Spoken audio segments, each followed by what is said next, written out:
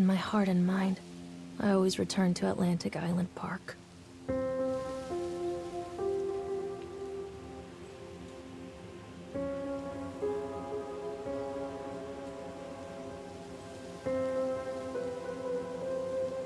Where's Mr. Bear? I haven't seen Mr. Bear, Callum.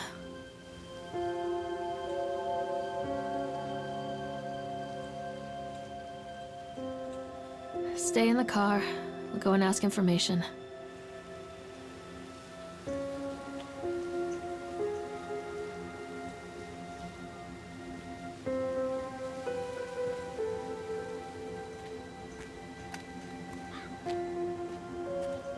Attention, patrons. The park is now closed. Please make your way to the car park at your earliest convenience. Employees prepare the park for shutdown. Callum was born the day this place opened. This is his favorite place in the world.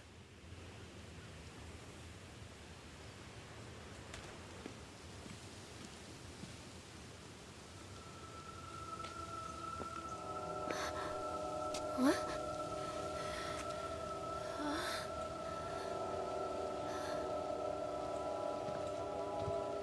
Hey, Lorraine. Lorraine. Don't blame yourself, Lorraine. People lose things all the time. Take a deep breath and think about the last place you saw your son's teddy bear. Hey, stop! I think your boy just ran into the park. I'll unlock the gates for you.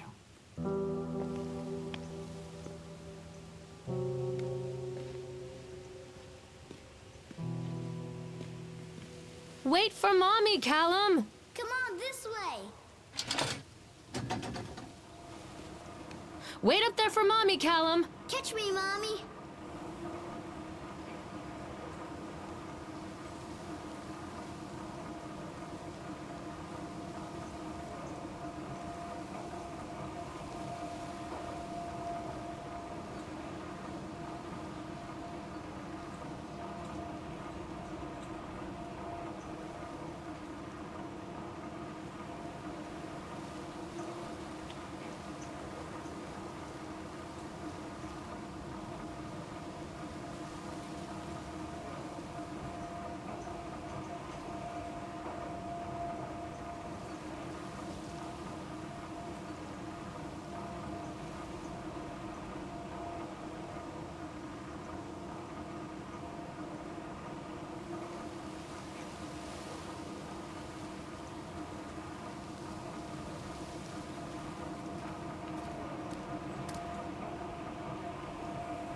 There's something special about the entrance to an amusement park.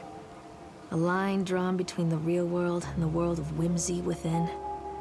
On this side, the apathy of our everyday lives. And on the other, anything we might dare to dream. It's no wonder Callum ran back inside. I wouldn't want to leave either.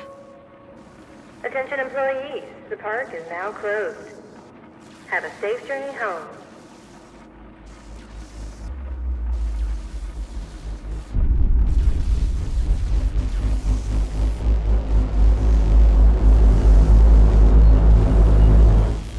I told you to wait in the car! Callum, where are you going?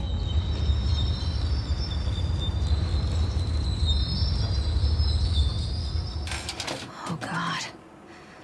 The park. What happened here? You can't catch me.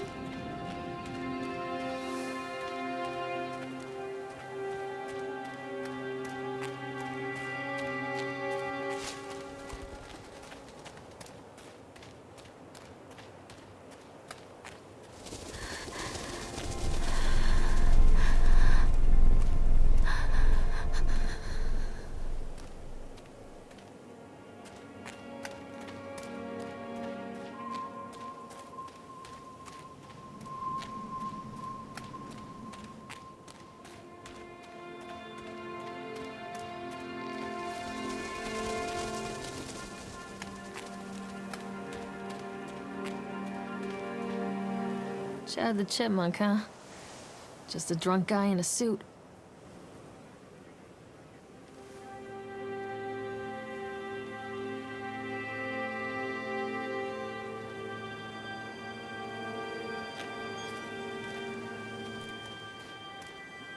What is this about?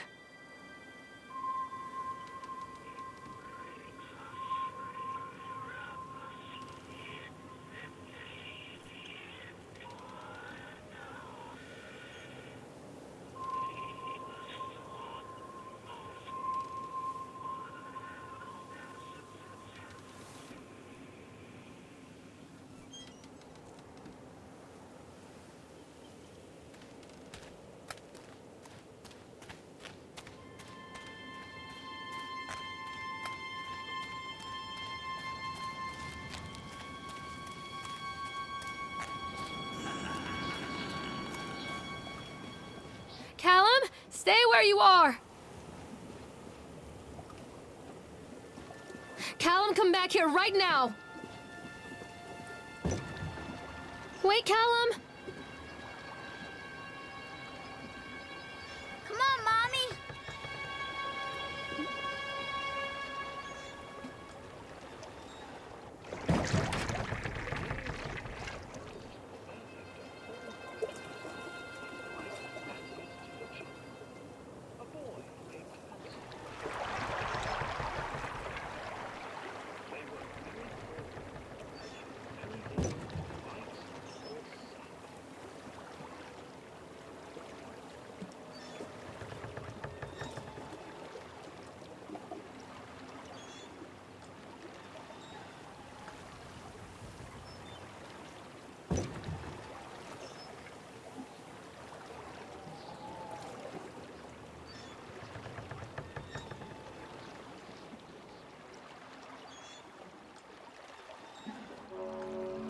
Near a great forest, there lived a poor woodcutter, his wife and his 2 children.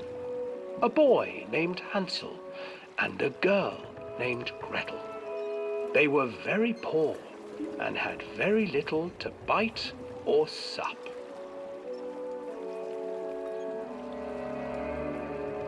"What will become of us?" the woodcutter asked his wife one night. "I tell you what, husband, we will take the children into the thickest part of the forest tomorrow and abandon them there."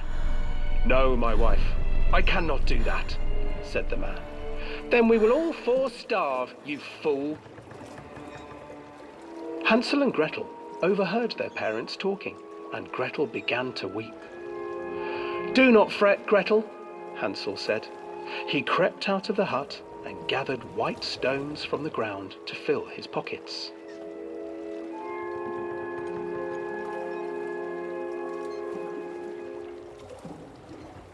The next morning, the woodcutter leads the children into the forest. Before they leave, their mother gives them a slice of bread and warns them that they will get no more food that day. Clever Hansel leaves a trail of white stones behind them as they pass into the woods. When their father leaves them, the children wait a while, then follow the trail back to their parents' house. After receiving a thorough scolding from their parents for getting lost in the woods, the children are sent to bed without any supper. Hansel tried to sneak out and collect more white stones, but found that the door was locked. "Tomorrow I will take them into the woods myself," the wife told the woodcutter. In the morning, their mother gave them a slice of bread and led them deep into the forest once again.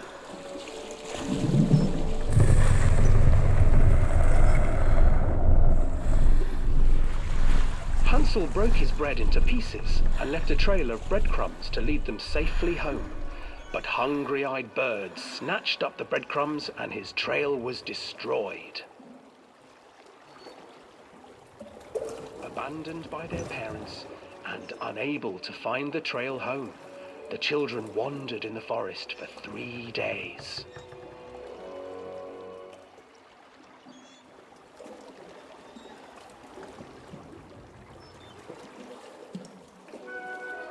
The children stumbled into a clearing with an exceedingly strange house.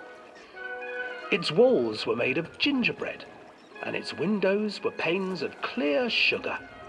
Hansel, desperately hungry, ran forward and began to nibble on the walls.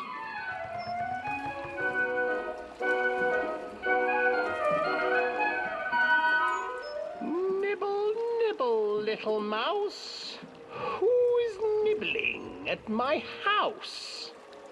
An old woman emerged from the house, sniffing the air and peering around with cloudy eyes. Oh, you dear children, who brought you here? Just come in and stay with me. No harm will come to you. But Hansel and Gretel stayed back, for the old woman reminded them of their cruel mother. Come, children, don't be afraid. I have something for you. The old woman offered them 2 enormous lollipops. The children took them and began to eat. You see, nothing to fear here. Come inside, the old woman urged, and the children, still licking their sweets, followed.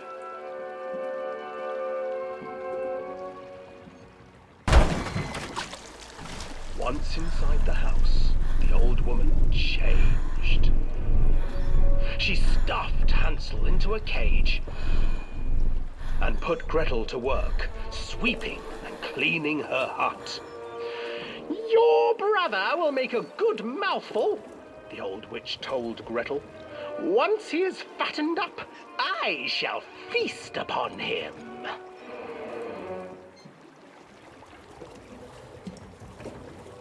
Time passed, and poor Hansel refused to eat, fearing the day that the witch would eat him. The witch, for her part, grew impatient.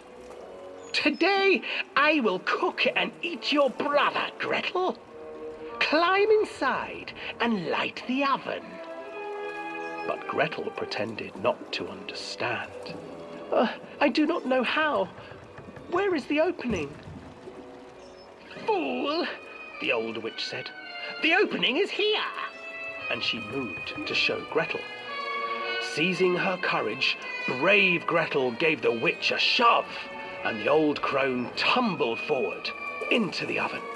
Gretel slid a large iron bolt over the door to the oven. Gretel freed her brother Hansel, and together they lit a fire beneath the oven. And though she screamed and begged, the children sat by the oven until her screams had stilled, and the witch was cooked.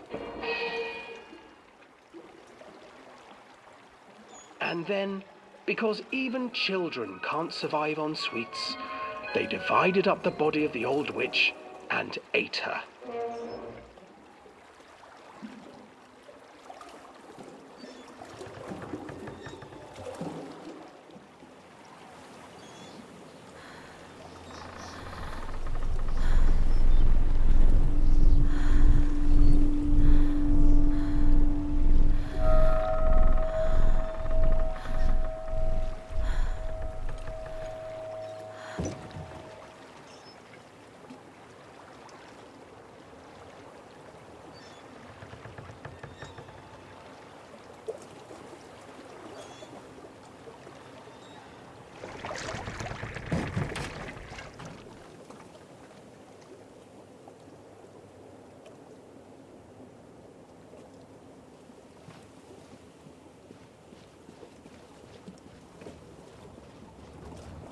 Hansel and Gretel.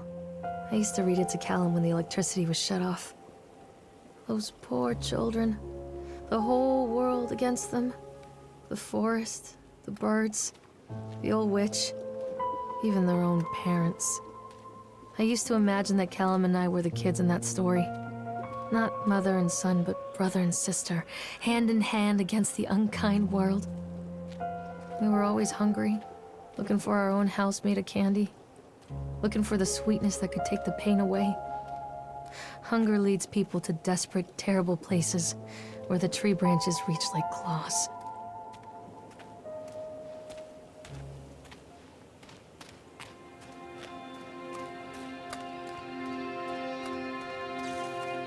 Another accident. This place.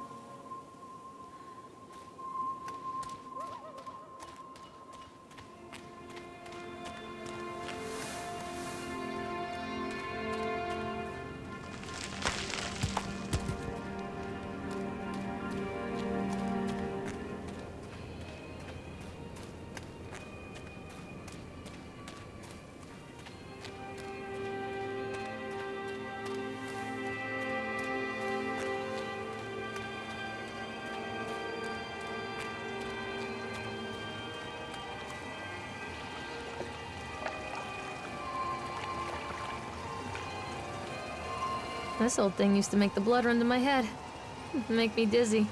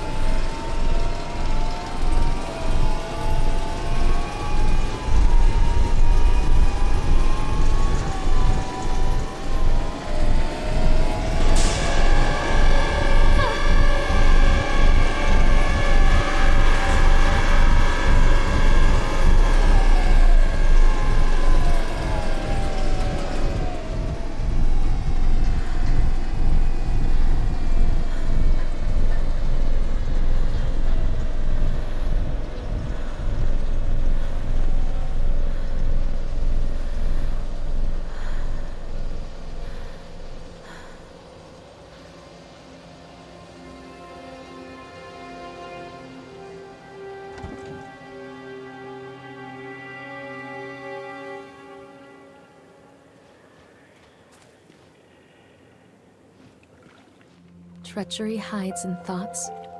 Treachery that lashes like a whip and scars our insides. The first time I saw Callum, my thoughts betrayed me. I looked down at this wrinkled, red, bawling thing and I thought, is that it?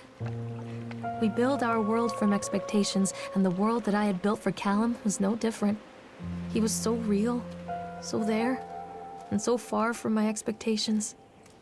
And they shattered, and as they fell in pieces, that one treacherous thought became a new foundation. All of the love that we shared, all of the warmth and goodness that followed, built on a single, traitorous thought.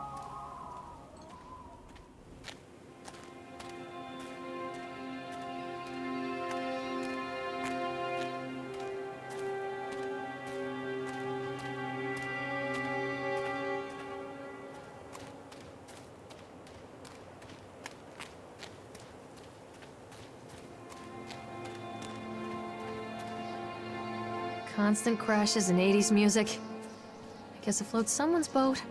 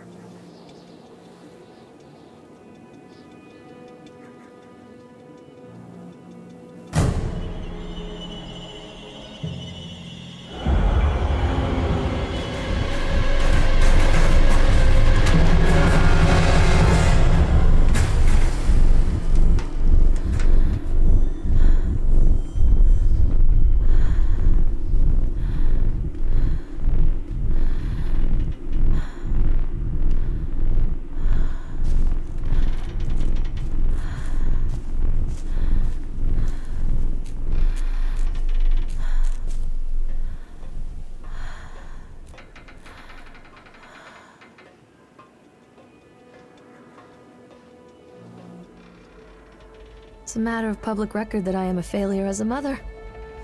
Once, when Callum was very small, I left him asleep in the car while I ran an errand. Don't even remember what it was. When I came back, the sheriff was standing next to the car, watching my boy through the window. I didn't like what I saw in his eyes. Judgment. He wrote me the ticket without saying a word. Just the scratch of his pen on the notepad. When he gave it to me, our eyes met. I know what you're going through. My daughter, Helen, she just gets some help. Help was a bolt of lightning. Help was 1,000 volts surging through my veins. Help is agony. I'd rather die. I wanted to scream. I'd rather you pulled your gun and shot me. But instead my mouth said, "Yes, Sheriff."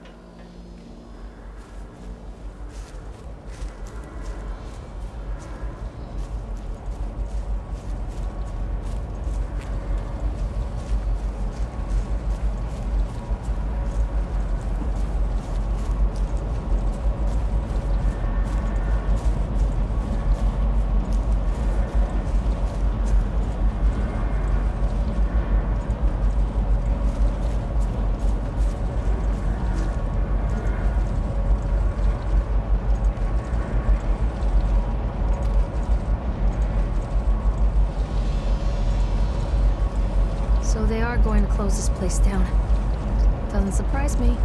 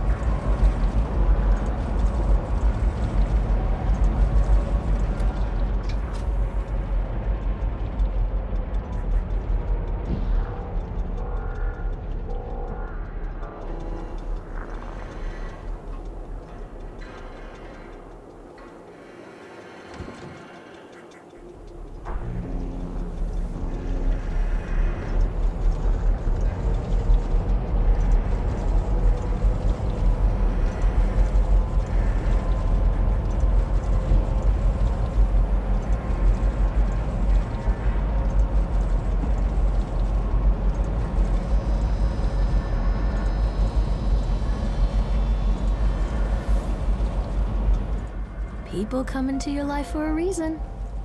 Dad used to say that before Mom ran off. After that, he mostly just drank. Things were different for Don and I. When we met, I was sweeping the floor at Susie's diner.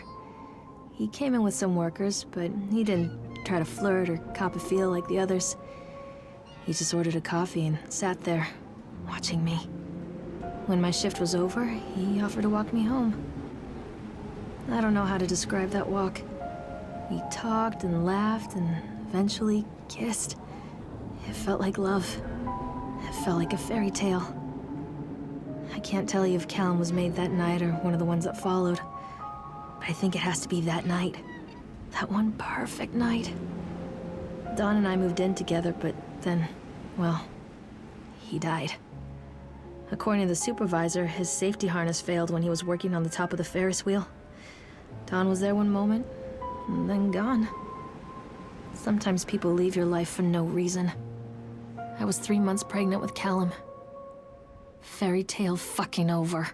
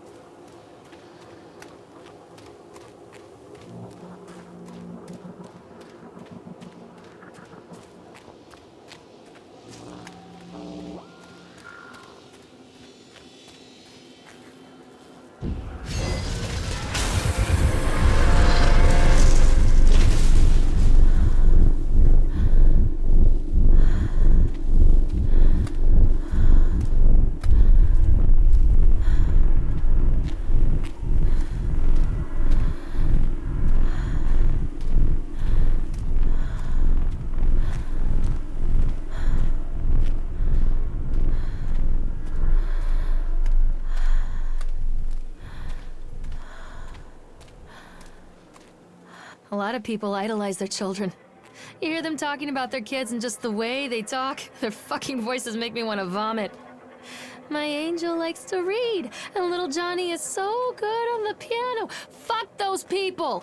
You give up 9 months of your life carrying them, you traumatize yourself giving birth to them, and then you spend the rest of your life as their slave. Wiping asses, mopping up piss, feeding them. Little life-sucking monsters who take and take and take until... we all go insane. Any parent who pretends otherwise is just dishonest. That's called choice supportive bias. I am honest. Callum really grinds my gears, and he owes me everything. Everything. It'd serve the little fuck right if I just abandoned him.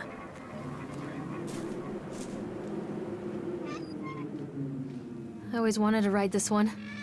Never got around to do it before.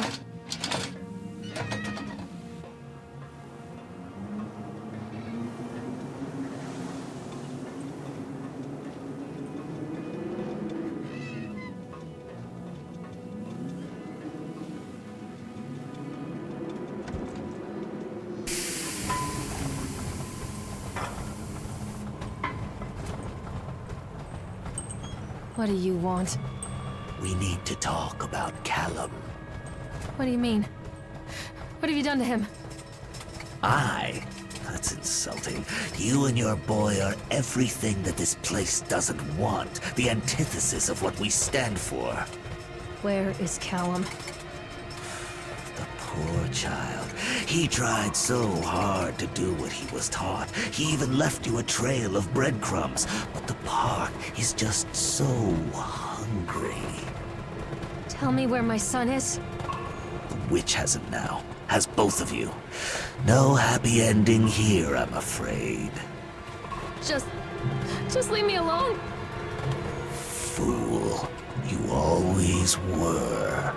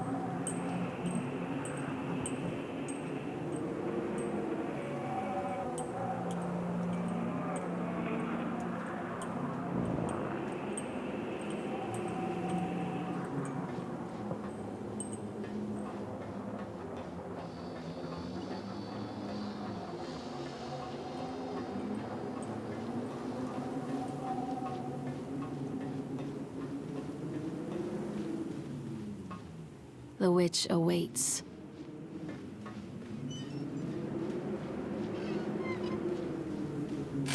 Callum has bruises on his arms, finger marks. Someone has been hurting him! I've asked him, demanded really, to know where he got the marks. But he doesn't want to answer me. Something has scared him into silence. He doesn't dare talk. He's been changing too.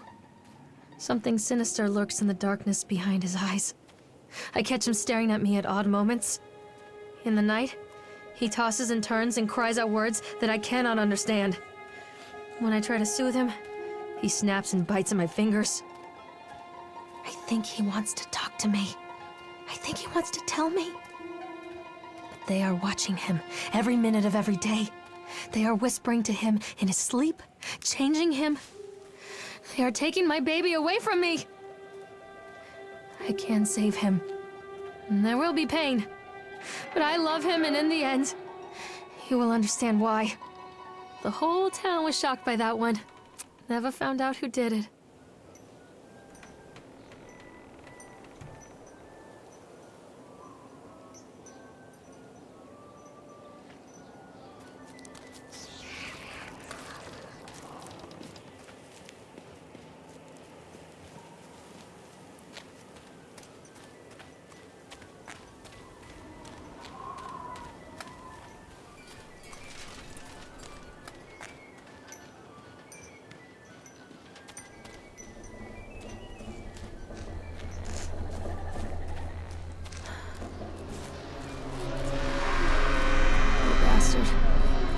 You did this to him.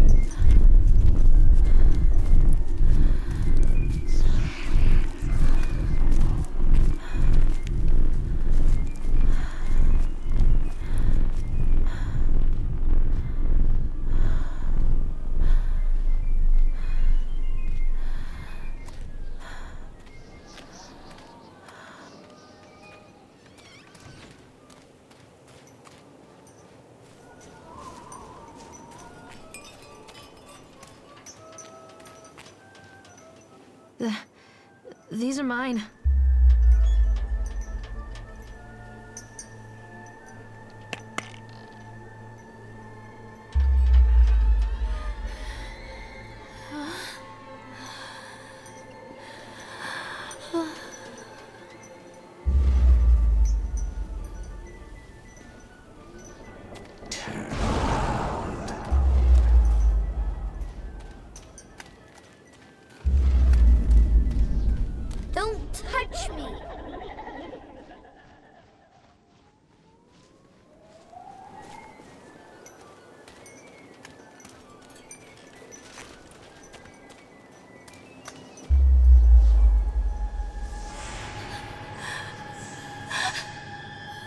No.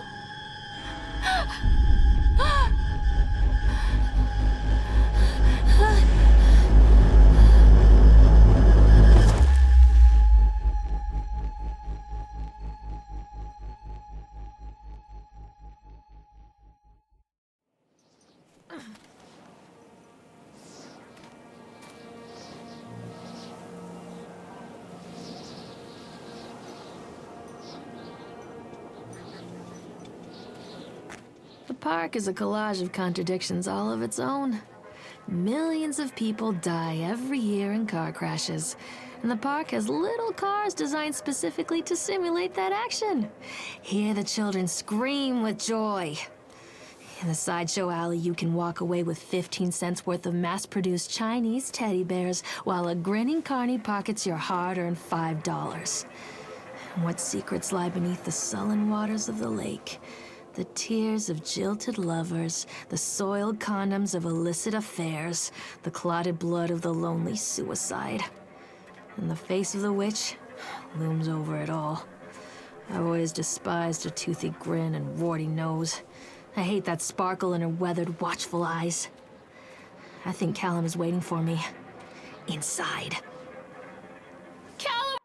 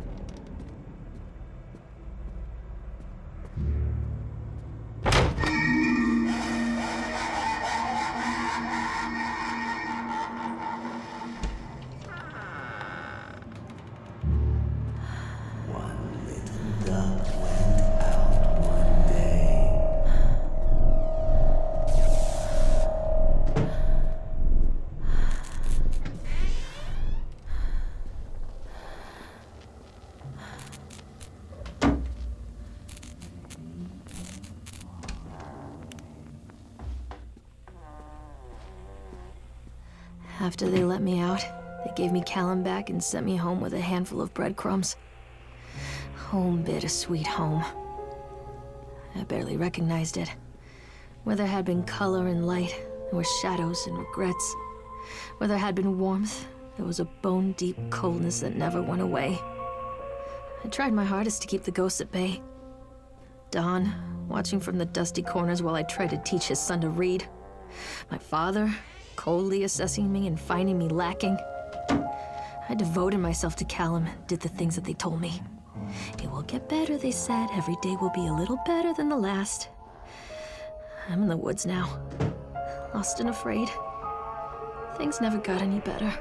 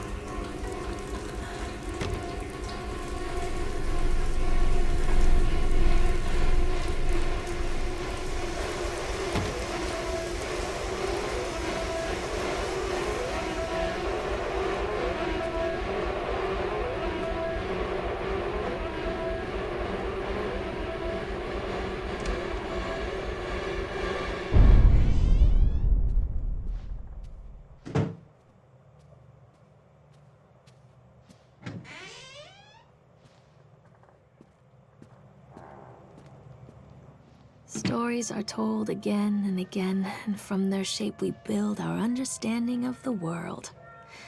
Two children are led into the woods. They are lost for a time, but then are captured by an old witch. A child goes missing in Atlantic Island Park. He wanders lost for a time before finding his way into the mouth of an old witch. In the oldest version of this story, the mother and the witch were the same person. I never wanted to be the witch, but I am, aren't I?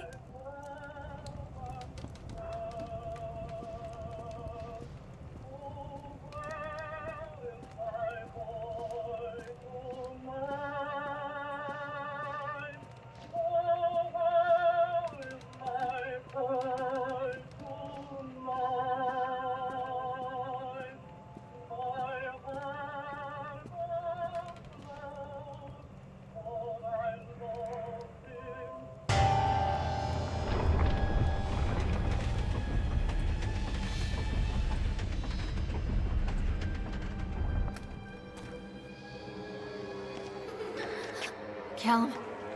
Callum!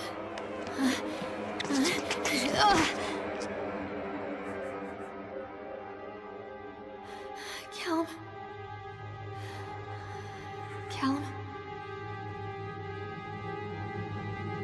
Callum!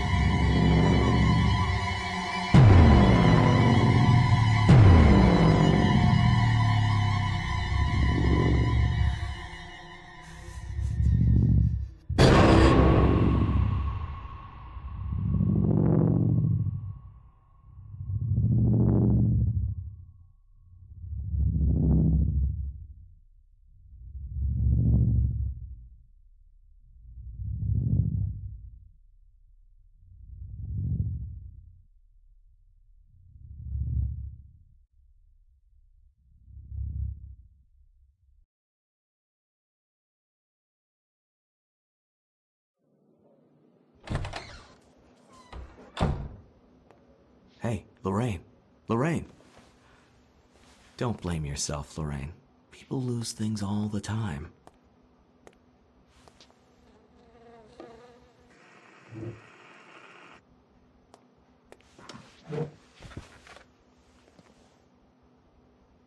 Take a deep breath and think about the last place you saw your son.